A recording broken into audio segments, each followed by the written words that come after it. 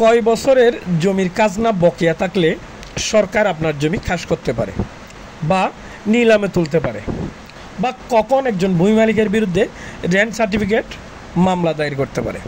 খুবই গুরুত্বপূর্ণ আজকের এই ভিডিওটি। আমি সবাইকে অনুরোধ করব সম্পূর্ণ ভিডিওটি দেখবেন, এবং যদি মনে করেন এটা গুরুত্বপূর্ণ ভিডিও তাহলে অবশ্যই ভিডিওটি শেয়ার করবেন।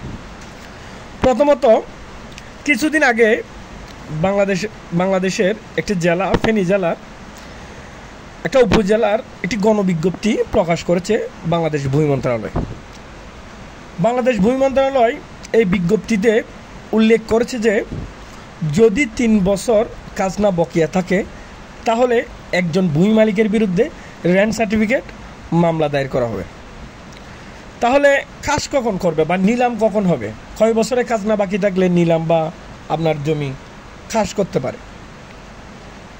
এই বিজ্ঞপ্তিতে আরও উল্লেখ করছে যে যদি 3 বছরের ঊর্ধ্বে কারো ভূমি উন্নয়ন কর বা খাজনা বাকি থাকে, সেক্ষেত্রে উক্ত মালিকের জমি খাস খতিয়ানের অন্তর্ভুক্ত করতে পারে এবং প্রয়োজনে নিলাম করে দিতে পারে।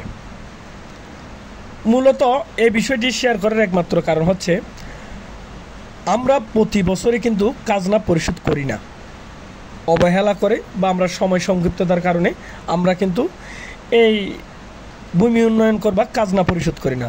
মূলত বাংলাদেশ সরকার কিন্তু এই খাজনা পরিশোধের সিস্টেমটা অনলাইনে করে দেওয়াতে আপনি বিদেশে বসেও দেশের খাজনা পরিশোধ করতে পারেন। আপনি যেখানে থাকুন, যে কর্মব্যস্ত থাকুন, আপনার নিজের মোবাইল থেকে কিন্তু আপনি খাজনাটা পরিশোধ করতে পারেন। খাজনা বকেয়া না রেখে হাল সন পর্যন্ত খাজনা আপডেট করতে পারেন।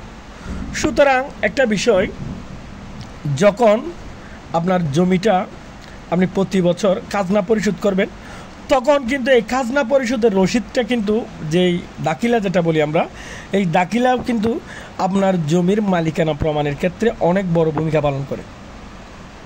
সুতরাং আপনারা সব সময় এই খাজনা পরিশোধ করতে বিলম্ব করবেন না।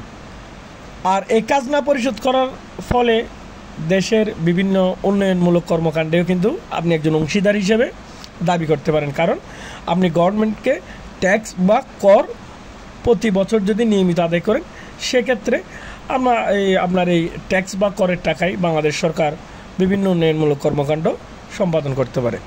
সুতরাং এছাড়াও আমরা আরও দেখি বাংলাদেশের অনেক ভূমি মালিকগণ 10 বছর এমনকি 20 বছর পর্যন্ত ভূমি উন্নয়ন কর বা খাজনা বকেয়া রাখে, কিন্তু এই অনলাইন করে দেওয়ার পর থেকে এই খাজনা বকেয়া রাখার কোনো সুযোগ নাই।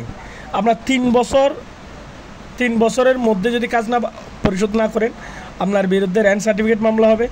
যদি তার ঊর্ধ্বে হয়ে যায়, সেক্ষেত্রে আপনার জমি খাস খতিয়ানের অন্তর্ভুক্ত করতে পারে বা নিলাম করে দিতে পারে। সুতরাং আপনারা নিয়মিত ভূমি উন্নয়ন কর বা খাজনা পরিশোধ করুন। ধন্যবাদ। আসসালামু আলাইকুম।